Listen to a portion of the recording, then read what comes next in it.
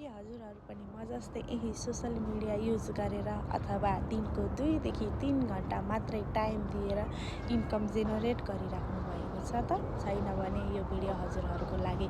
नमस्ते, मेरो नाम गोमा घिमिरे। म जापानको टोकियोदेखि विगत 10 वर्षदेखि मेरो फ्यामिलीसँग म बस्दै आएकी छु।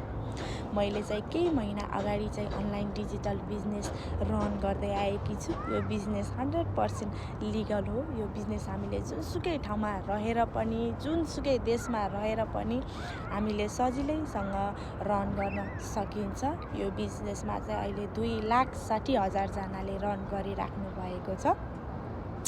यो बिजनेसमा हामीले केही पनि जानेको चाहिँ हुनु पर्दैन। हामीलाई सजिलैसँग स्टेप बाई स्टेप 0 फिगरदेखि चाहिँ ट्रेनिङ दिनुहुन्छ अनि हामीलाई लाइफ टाइमको लागि चाहिँ कोच र मेन्टर पनि उपलब्ध गराइन्छ।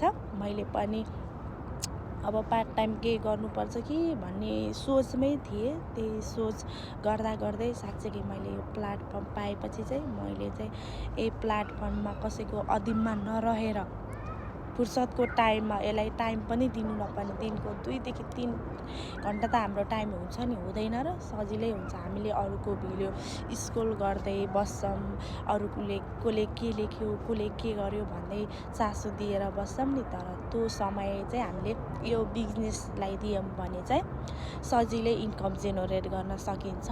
मैले पनि पहिला त्यही नै गर्थेँ। भिडियो कति मेरो त 4 घन्टा 5 घन्टा यत्तिकै जान्थ्यो क्या समय मोबाइल हेर्दै। तर अहिले मैले यो बिजनेस रन गरेदेखि चाहिँ मैले बिजनेसलाई टाइम दिएर यही बिजनेस चाहिँ राम्रोसँग रन गरेकी छु। म जस्तो साधारण मान्छेले त यस्तो बिजनेस रन गर्न सकिरहेकी छु भने हजुरहरूले नसक्ने भन्ने कुरा नै हुँदैन। हजुरहरूले पनि सजिलैसँग रन गर्न सक्नुहुन्छ। हजुरहरूलाई लाग्ला यो बिजनेस कसरी रन गर्ने त भन्ने लाग्ला। हामीसँग मोबाइल, ल्यापटप र इन्टरनेट नहुने त कुरै हुँदैन। यही मोबाइल, ल्यापटप र इन्टरनेट भयो भने हामीले यो बिजनेस चाहिँ सजिलैसँग रन गर्न सकिन्छ। हजुरलाई पनि यदि यो बिजनेस के हो, कसरी हो भनेर यदि बुझ्न चाहनुहुन्छ भने चाहिँ मलाई कन्ट्याक्ट गर्न सक्नुहुन्छ। हस् त, धन्यवाद, नमस्ते।